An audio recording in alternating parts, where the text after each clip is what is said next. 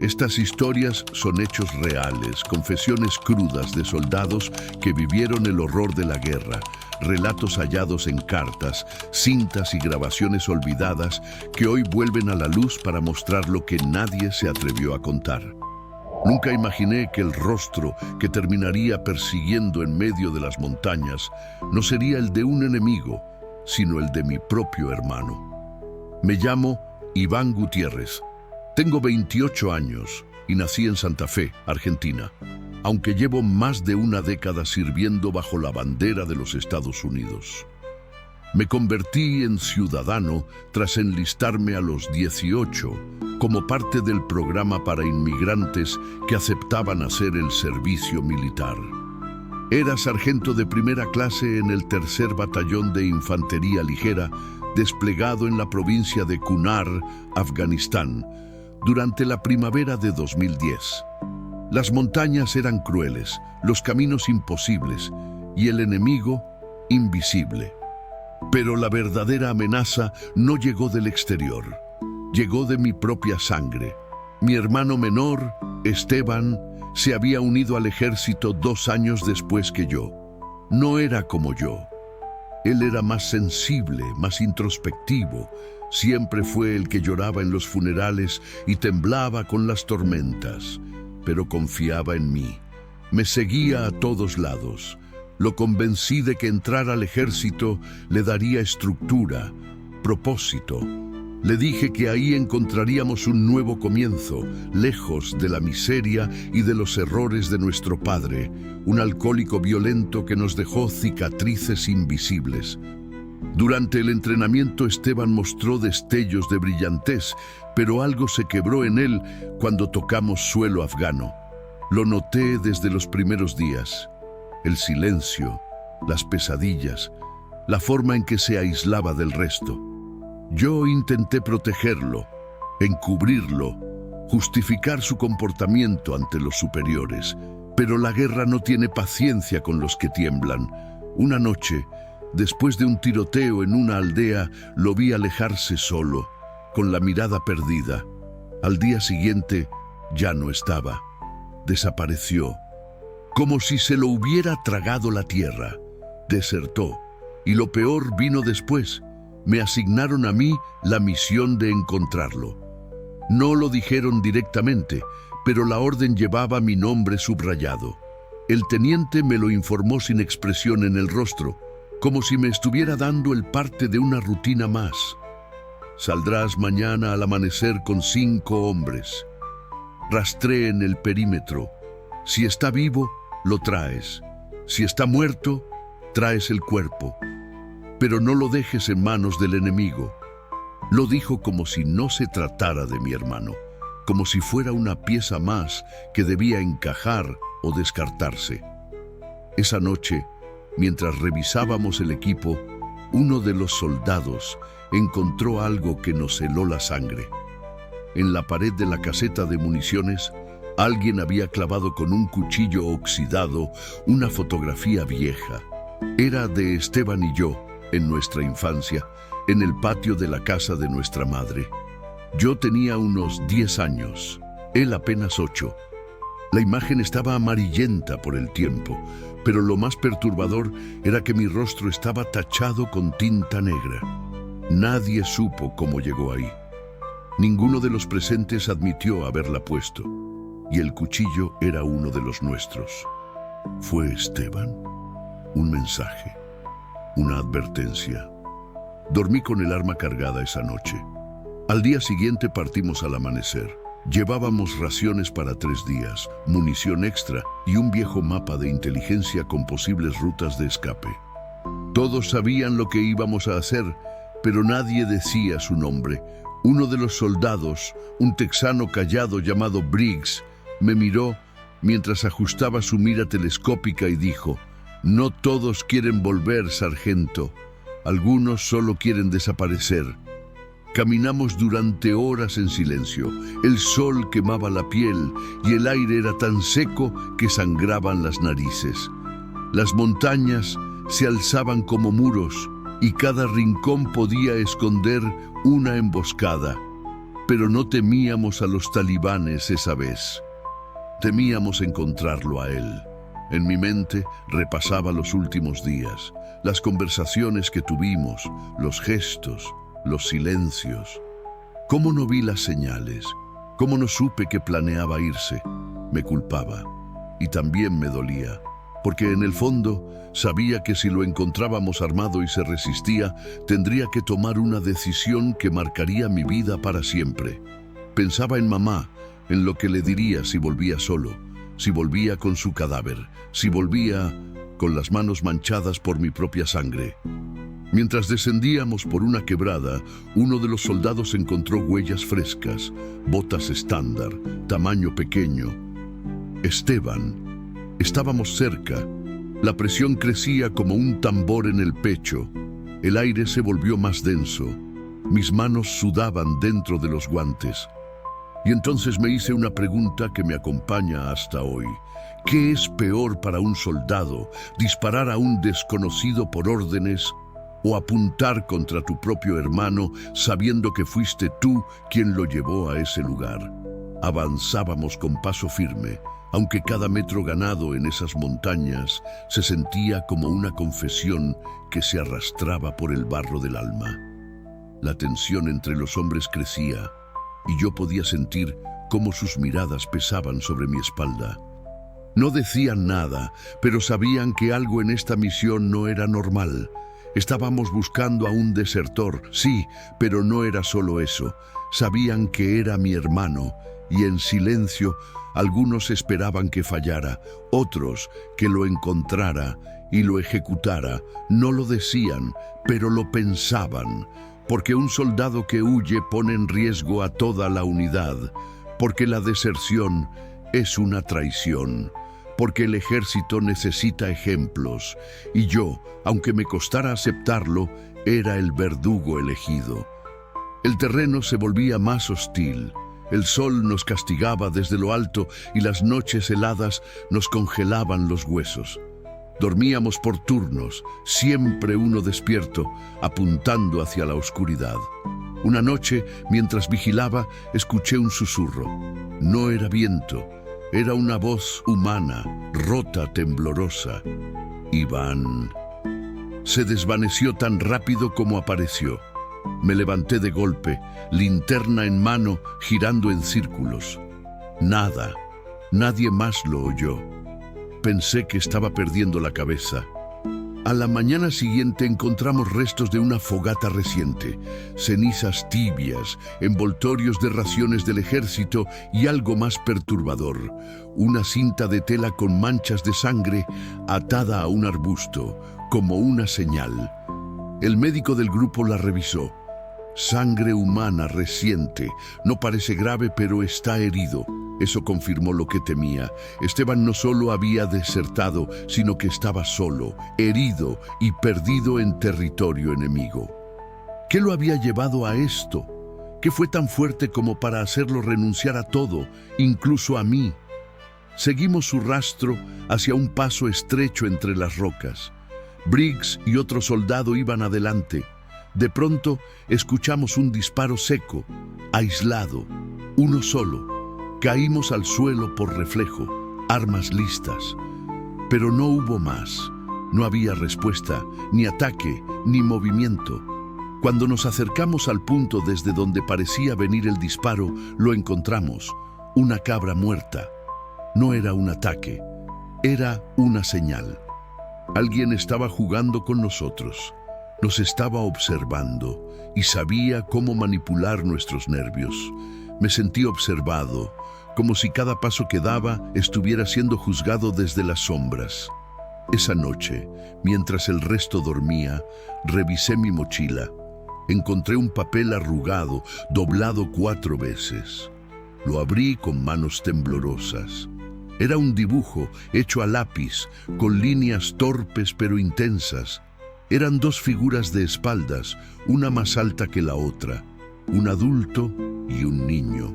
Caminaban por un campo vacío. Sobre ellos, el cielo lleno de cuervos, y abajo escrito con una caligrafía temblorosa: los fantasmas caminan con nosotros, Iván. Sentí que se me helaba el alma. ¿Esteban estaba cerca? ¿Nos estaba siguiendo? ¿Nos guiaba hacia él o hacia una trampa? Decidí no contarles a los demás sobre el papel. Lo guardé en el bolsillo interior de mi chaqueta. Quería protegerlo. Aún quería creer que todo tenía una explicación, que podría salvarlo, traerlo de vuelta, limpiarlo ante el tribunal militar y convencerlos de que solo estaba enfermo, que necesitaba ayuda. Pero cada paso me alejaba de esa esperanza. Al día siguiente, el teniente se comunicó por radio. Su voz era seca, sin emoción. Nuevo protocolo: si el desertor se resiste, tiene autorización para usar fuerza letal. Nadie respondió. La señal se cortó. Me quedé mirando la radio como si hubiera escuchado mi sentencia. Briggs me miró desde su posición. ¿Qué haremos si lo encontramos y apunta su arma? Me quedé en silencio. Él insistió. ¿Lo matarás tú o quieres que lo haga yo? Las palabras me cayeron como un balazo en el pecho. No respondí, solo seguí caminando. Pero la pregunta me seguía por dentro como un eco que no desaparecía. En la tarde encontramos una pequeña cueva entre las rocas. Dentro, señales claras de que alguien había estado allí recientemente. Latas abiertas, cenizas frescas, una manta rota y algo más, un cuaderno. Lo abrí. Reconocí la letra de Esteban. Era su diario. Leí una página al azar. Ya no sé quién soy. Ya no creo en esta guerra. Nos mintieron, Iván. Nos usaron. ¿Cómo puedes seguir defendiéndolos? Cerré el cuaderno. Sentí náuseas. Quise llorar, pero no podía. No ahí. No delante de los hombres. Afuera, el cielo empezaba a oscurecer. Estábamos a un paso de encontrarlo, pero ya no sabía si deseaba hacerlo o si deseaba que nunca apareciera, porque cuanto más nos acercábamos, más me daba cuenta de que algo estaba mal, muy mal.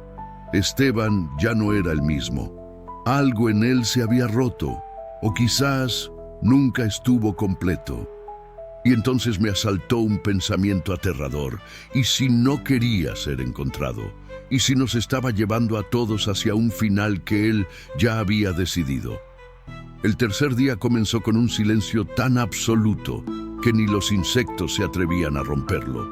El aire estaba inmóvil, denso, como si la montaña contuviera la respiración. Mis botas resbalaban en la grava suelta mientras ascendíamos por una garganta estrecha. Briggs iba al frente, con la mirada tensa, olfateando el peligro como un animal viejo. Yo iba detrás, con los músculos tensos y la garganta seca. El sol aún no aparecía por completo, pero el cielo ya se teñía de un gris sucio, presagio de tormenta o tragedia. Nadie hablaba. Llevábamos horas sin intercambiar palabra. Cada uno estaba encerrado en sus propios demonios, pero yo sabía que todos pensaban lo mismo. Estábamos demasiado expuestos, demasiado alto, demasiado vulnerables. Entonces lo vi. A lo lejos, sobre una cornisa, una silueta solitaria. Era él, Esteban. Llevaba la chaqueta del uniforme aunque desgarrada, sucia, colgando de un solo hombro, el rostro cubierto con un pañuelo negro. Nos miraba desde la altura, quieto, sin moverse. Levanté la mano en señal de alto. Todos se detuvieron. Sentí un nudo en el pecho. Alcé los binoculares. Sí, era él. Su postura, su forma de inclinar la cabeza, incluso su maldita forma de pararse con un pie adelante. Lo conocía demasiado bien. Esteban estaba ahí, vivo, nos observaba, pero no hizo nada, no gritó, no huyó, no disparó, solo nos miró. Entonces ocurrió un estallido seco desde la izquierda, un disparo que silbó cerca de mi oído, luego otro y otro. Caímos al suelo, gritos, fuego cruzado. Nos habían emboscado, desde las alturas, desde las piedras, desde los flancos. Disparos precisos, bien coordinados. No eran talibanes comunes. Sabían dónde estábamos, sabían por dónde nos moveríamos. Briggs fue el primero en caer. Un tiro limpio en la garganta. Intentó levantarse, pero la sangre brotaba a borbotones. Los otros respondieron el fuego, pero no veíamos a los atacantes. Disparábamos a sombras, a ecos. Me arrastré hacia una roca, tratando de ubicar la posición de Esteban, pero ya no estaba. Había desaparecido, como si su única función hubiera sido atraernos allí. Me invadió una rabia ciega. Él nos había tendido esa trampa. Mi hermano era parte de ellos, o simplemente nos vendió. Los minutos siguientes fueron un caos. Uno de los nuestros, Jefferson, recibió un disparo en la pierna y gritaba como un animal herido.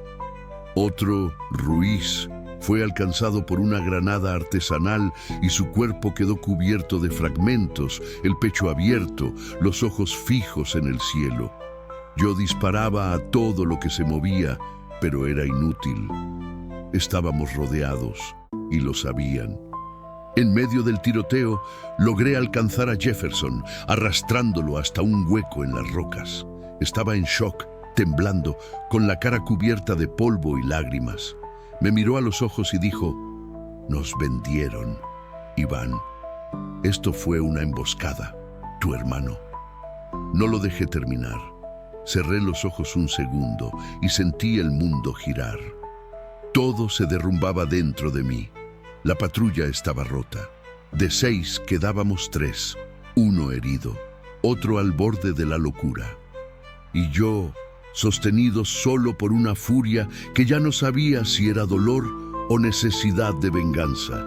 La lluvia comenzó a caer justo cuando los disparos cesaron. Una pausa tensa, como si los enemigos se replegaran, satisfechos con lo que habían hecho, o esperando algo. Me levanté, respirando con dificultad, con los oídos zumbando por las explosiones. El olor a sangre y pólvora me invadía las fosas nasales. Caminé hacia donde había visto a Esteban por última vez. Mis botas chapoteaban sobre el barro fresco. Y ahí, sobre una piedra, encontré algo. Un cuaderno, el mismo diario que había visto días atrás, solo que esta vez abierto en una página específica.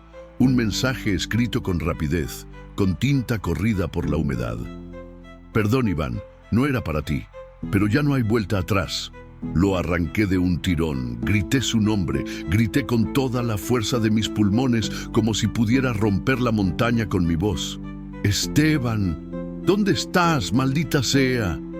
Nada, solo el eco devolviendo mi desesperación. Volví al campamento improvisado. Jefferson ya no respiraba, había sangrado demasiado. El otro, Martin, estaba en posición defensiva, apuntando hacia todas partes, los ojos rojos, sin parpadear. «Esto no fue casualidad», dijo. «Nos esperaban, tu hermano los guió». No respondí. Me senté en el suelo, empapado, sosteniendo el diario como si fuera un cadáver. Pensaba en mamá, en cómo le explicaría que Esteban se había convertido en otra cosa, o que yo había fallado. No sabía qué era peor. Esa noche no dormimos. Martín y yo nos turnamos para vigilar. En algún momento, mientras el viento silbaba entre las piedras, escuché pasos. Me levanté de golpe, linterna en mano, arma lista.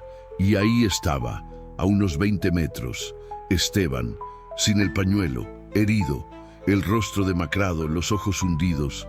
Me miró, y yo lo miré a él. Ambos sabíamos que no había palabras suficientes. No dijo nada. Dio un paso atrás y luego otro. Levantó las manos lentamente, mostrando que estaba desarmado. Pero yo no lo creí, y entonces sonó otro disparo, uno solo, preciso, y Esteban cayó. No fui yo quien disparó, pero tampoco grité para que se detuviera. No moví un solo músculo cuando vi que Esteban levantaba las manos. Mi dedo estaba sobre el gatillo, pero mi alma estaba congelada.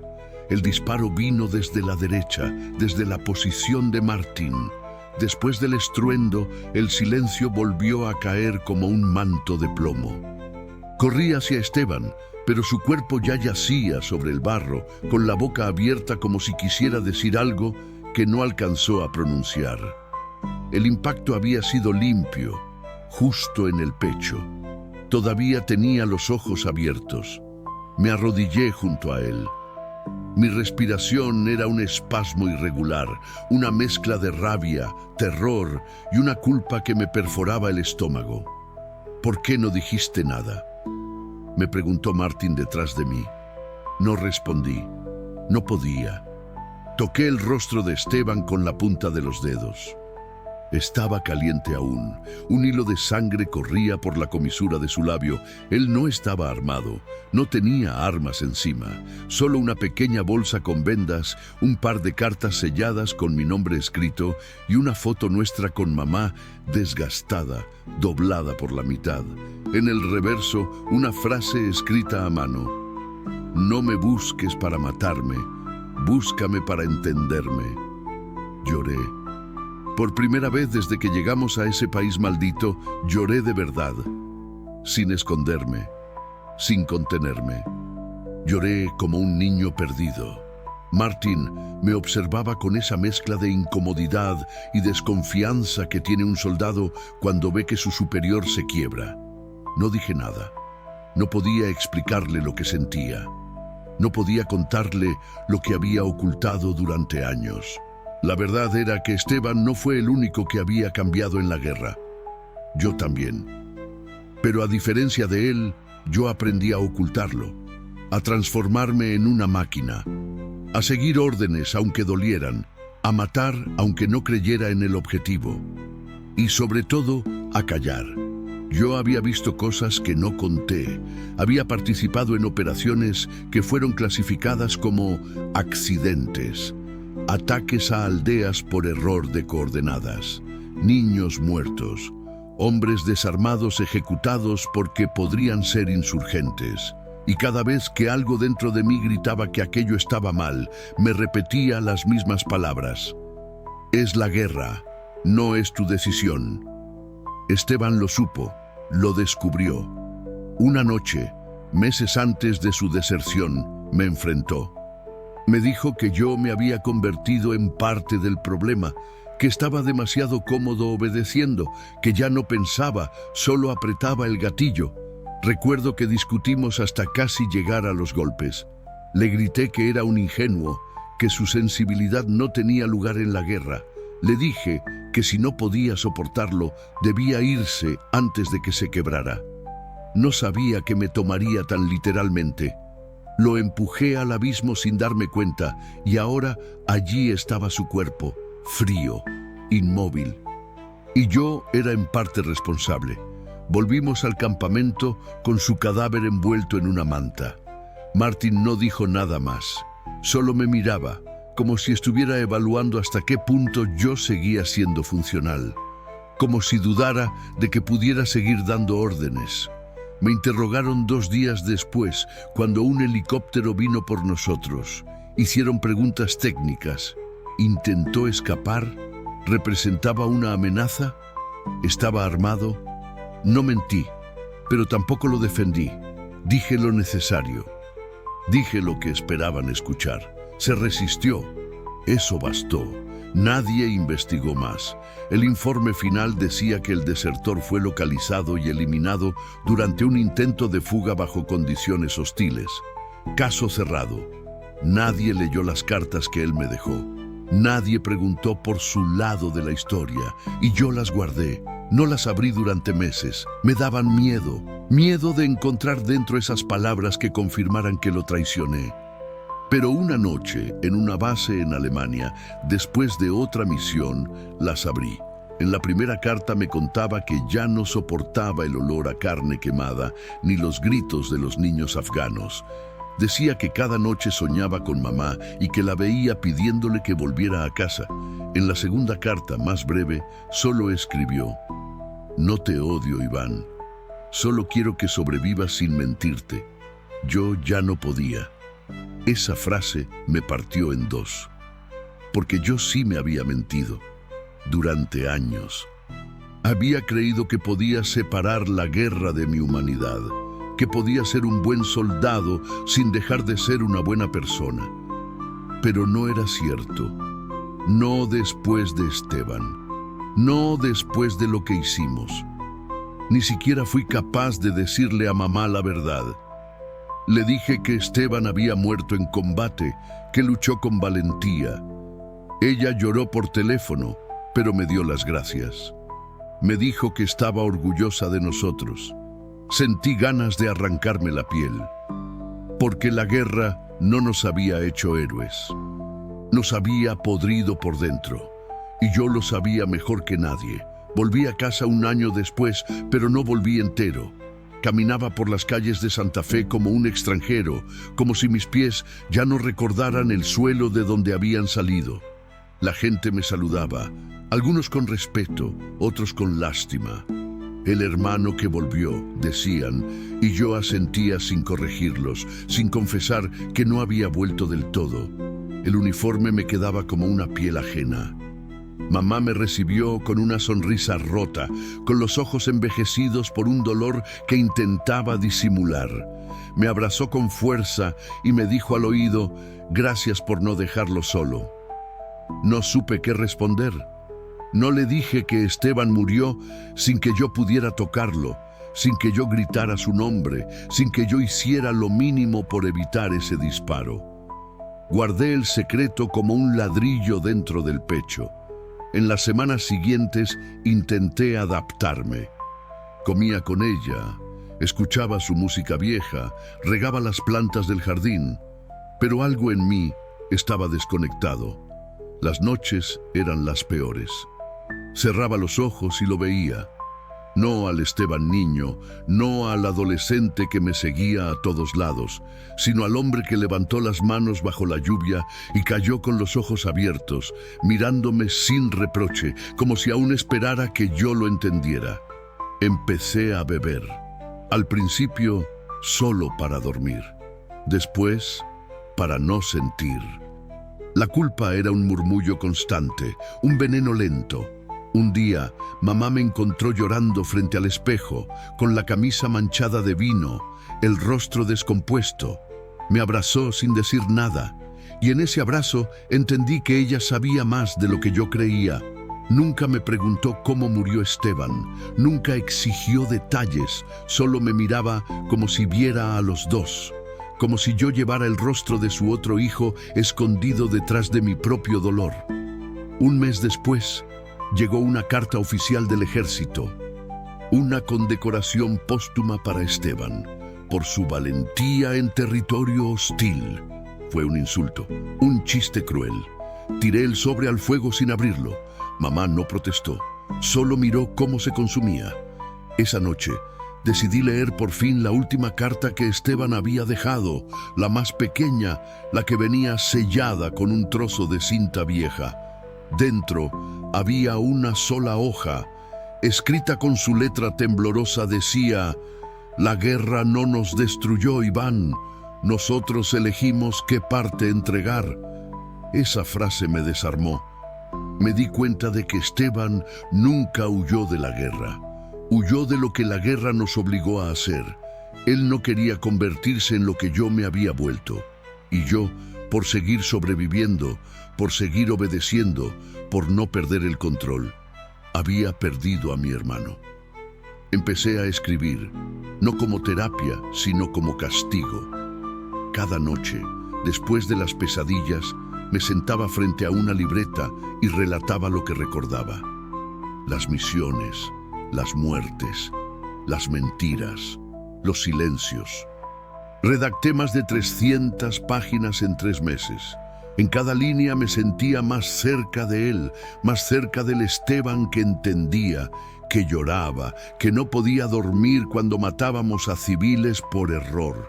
Y al mismo tiempo, más lejos de mí, porque yo había elegido endurecerme, había elegido no sentir, y ahora pagar por eso era inevitable. Empecé a recibir llamadas del ejército. Querían saber si estaba dispuesto a regresar como instructor. Tu experiencia en combate es valiosa, decían.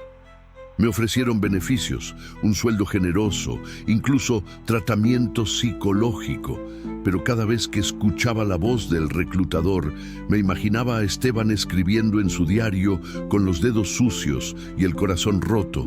Dije que no, rechacé todo, y luego decidí hacer algo que me quitaba el sueño desde el primer día: visitar su tumba. El cuerpo había sido enterrado con honores en un cementerio militar, pero yo nunca había ido. Tenía miedo. Miedo de que el mármol me devolviera el rostro que evité mirar en sus últimos segundos de vida. Fui un lunes por la mañana. El lugar estaba vacío. La placa decía su nombre, sus fechas y la palabra héroe. Sentí náuseas. Me arrodillé frente a la tumba y le hablé. No recé, solo hablé. Le conté todo, que había querido salvarlo, que había dudado, que no disparé pero tampoco lo salvé, que tenía miedo de olvidar su voz, que me odiaba por seguir vivo. Y entonces, en ese instante, sentí algo que no había sentido desde que terminó la misión. Alivio. No perdón, no redención, solo alivio. Porque por fin lo había dicho, porque por fin lo había enfrentado. Esa noche dormí sin soñar, por primera vez en años, pero al despertar me sentí vacío, como si haber dicho la verdad me hubiera quitado todo lo que me sostenía. Caminé por la ciudad durante horas, sin rumbo, sin destino. En un momento pasé frente a una escuela. Vi a unos niños jugando con palos como si fueran armas. Uno gritaba: «¡Soy soldado!». Me quedé quieto, no dije nada, pero por dentro grité, porque entendí que todo iba a repetirse, que la guerra nunca termina, solo cambia de nombres, y que yo nunca dejaría de cargar con la mía. Un año después de mi regreso, desaparecí. No fue literal, claro. No tomé una mochila y me perdí en el monte como lo hizo Esteban. Mi desaparición fue más lenta, más silenciosa. Me deshice del celular, dejé el trabajo, vendí el auto, corté el contacto con todos excepto con mamá. Me fui de Santa Fe sin anunciarlo. Dejé una nota sobre la mesa con una sola frase: necesito entender qué parte de mí sigue viva. Desde entonces he vivido en lugares distintos, siempre modestos, a veces sin agua caliente, otras sin ventanas. No busco comodidad, solo quietud. Trabajo por horas cuando puedo. Construcción, pintura, lo que aparezca. Nadie sabe mi historia. Nadie pregunta. Nadie reconoce el nombre que uso ahora. No volví a afeitarme, no uso redes, no escribo más, ni una línea. Quemé todos mis cuadernos en un barril oxidado una noche sin luna. No me arrepiento. Todo lo que necesitaba decir ya fue dicho sobre la tumba de mi hermano. Lo que vino después ya no me pertenece. Hace poco tuve un sueño. Esteban estaba ahí, no en uniforme, no como soldado. Estaba vestido con ropa sencilla, una remera clara, pantalones viejos, y estaba sentado bajo un árbol. Yo me acercaba y él me hacía un gesto para que me sentara a su lado. No hablábamos, solo escuchábamos el viento. Me desperté con lágrimas en los ojos, pero también con una paz extraña. Como si, de algún modo, él me hubiera perdonado. O peor aún, como si nunca me hubiera culpado. He considerado quitarme la vida, no lo voy a negar, más de una vez, pero siempre hay algo que me detiene. No es fe, no es cobardía, es otra cosa. Quizá el miedo de no encontrarlo del otro lado. De que al morir me quede solo con mis decisiones. He asistido a grupos de veteranos, una sola vez. Entré, me senté, escuché. Alguien contó cómo mató a un niño por error. Otro habló de su adicción al fentanilo. Uno lloró sin decir palabra. Yo me levanté y me fui antes de que llegara mi turno. No porque no pudiera hablar, sino porque entendí que todos llevábamos la misma sombra. No importaba el país, la bandera o el uniforme. Todos éramos fantasmas intentando recordar quiénes fuimos antes de convertirnos en armas. En una ocasión, en un pueblo de montaña, un hombre me reconoció. No por mi nombre, sino por una historia. Me dijo: «Vos sos el hermano del que desertó, ¿no?». Lo negó rápido, como si no quisiera parecer invasivo, pero yo asentí.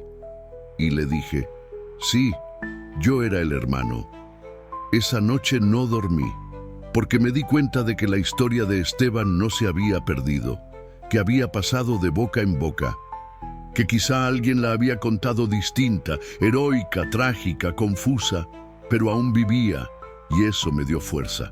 Pensé en volver a Santa Fe, pensé en decirle a mamá todo, toda la verdad, cada detalle. Pero cuando la llamé, me dijo algo que me cambió el rumbo. Me dijo, estás vivo, eso es suficiente para mí, no quiero más verdades, ya tengo las mías. Y entendí que ella también había elegido sobrevivir, a su manera. Hoy camino mucho. Sigo observando niños jugar con palos como si fueran fusiles, y me sigo preguntando en qué momento empieza la guerra dentro de un hombre. A veces pienso que empieza mucho antes del primer disparo. Quizá empieza con la primera mentira que uno se dice para justificar el horror. Mi guerra no terminó en Afganistán, no terminó con la muerte de Esteban, no terminó con mi regreso. Sigue viva en mis decisiones, en mis silencios, en los rostros que veo cada noche cuando cierro los ojos. He aprendido a no huir de ellos. Los miro, les doy nombre, les hablo. Algunos me responden, otros simplemente desaparecen. Hace poco enterré un cuchillo en la tierra. Era el de Esteban, el mismo que había aparecido clavado en la caseta de municiones junto a nuestra foto. Lo llevé conmigo todos estos años. Nunca supe por qué. Pero un día entendí que seguir teniéndolo era como permitir que la herida se mantuviera abierta. Lo enterré al pie de un árbol. Lo marqué con una piedra blanca. No por él, por mí. Porque aunque el perdón no existe en la guerra, sí existe la posibilidad de no seguir matándose después. No sé cuánto tiempo me queda, ni cuántos kilómetros más voy a caminar, pero sé esto. Mi hermano murió por buscar algo que yo no tuve el valor de buscar. Murió intentando mantener viva su humanidad en un lugar que se alimentaba de arrancarla. Y aunque yo fracasé como soldado, como hermano, como hombre, hoy puedo decir algo sin miedo. No volvería a apretar el gatillo. No volvería a callar. No volvería a entregar mi alma a ningún uniforme, porque si esta confesión sirve de algo, si alguien la escucha, si alguien la siente, entonces quizá Esteban no murió en vano. La guerra nos deformó, pero no nos borró. Todavía queda algo en mí que resiste, algo que cada vez que miro el cielo me susurra desde lo más hondo. Sobreviviste. Ahora haz algo con eso.